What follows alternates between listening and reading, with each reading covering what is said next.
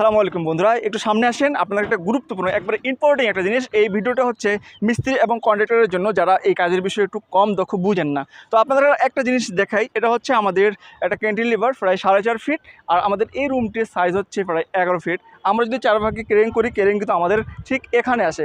যদি আমরা এখান থেকে টপ লোড ব্যবহার করি, তাহলে কিন্তু ক্যান্টিলিভারের ওয়েট এদিকে বেশি হয়। তো আমরা যারা এই বিষয়গুলো যেমন ক্যান্টিলিভারের ক্ষেত্রে আসে, আমাদের টপ লোডগুলো আমরা কথা থেকে ব্যবহার করবো। এটাই হচ্ছে ইম্পর্টেন্ট বিষয়, সেটা আমরা বলতেছি।